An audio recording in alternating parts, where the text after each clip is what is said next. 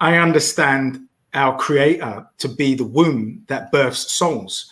But what we also have to take into account is that that same creator that is the womb that births souls has created all of the universal laws in this domain that it doesn't have to care about the ant farm. So when we're actually praying as individuals to this, no, my job is to give you the experience through your vehicle, the vehicle of your body. Yeah. You are here calling on me, and I have given you everything you need in your DNA. Like when you, to put it in a visual way, when you saw Superman and that all of his ancestors were inside of him, all of the information that you need to enable you outside, if you can humble yourself enough, is there. I've given you the conductor to reach them, water. If you can make yourself quiet enough to understand outside of the indoctrination of religion to understand, I have given you breath. If you want to give thanks, thank you for the breath of life. Contact your earthly guides in your ancestors who will carry you through this journey.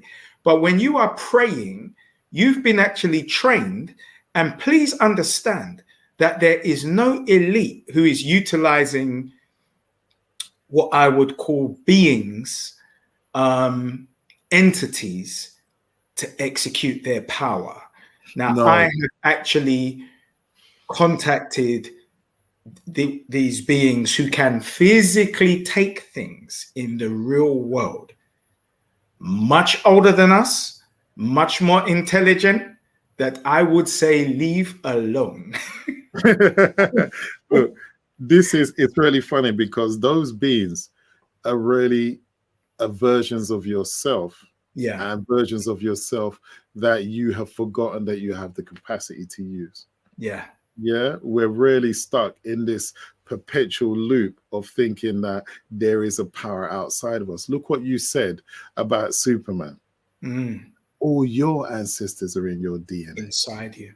Yeah. Inside you. So therefore, what you're searching for outside is inside you. Now, the spark of life, the spirit per se, that which gives you that feeling of electricity, energy flowing through you, is an essence within you. It's coming from inside. The fact that human beings aren't plugged into anything and they're generating energy, the energy source is internal, not external. And the thing is, this is where we want to go into the depth of you're creating your reality. So therefore, what you perceive as your reality is the information that you're using to process that picture, what you call seeing. Yeah. What you call seeing is your reality. So in order for you to be able to identify certain things happening in the environment, because two people looking at a picture or looking at an environment, based on what they know about that environment, they're seeing two different things. Absolutely. They're seeing birds doing this, people doing that. When they're seeing people approach them, if you understand body language and how the person's, you're seeing information come to you that the person who hasn't been informed about that hasn't got the, what you call mental enzymes to break down that situation so that they can see it and extract all the information. So the detailed picture that they're creating in their mind is much more useful, is much more voluminous, and they're in a situation where they can break down things. So you're like, wow, where did that come from? How did you see all of that? It's just that through their experience, their logic, their programs that they use to ascertain a situation enable them to do that. Now, the ancestors or energies or entities haven't got the restriction of the idea of who you think you are, what male or gender or storyline or color or creed or any, they haven't got any of that crap. So they're not using those things as filters to block out the totality of the information. And they realize that the way you think will attract what you see. Yeah. Because if you're faithful, you're not going to see the silver lining. No. And if you're arrogant, you're not going to see people suffering around you. So really, it's the program you're using to decipher the information you're processing in your mind determines what you see. There is so much more of you that is outside of the realms of religion, this or that or this. Because as soon as you bring one of those titles to the equation, you're now you're now restricted to the ideas of those who created that equation, that idea, that concept.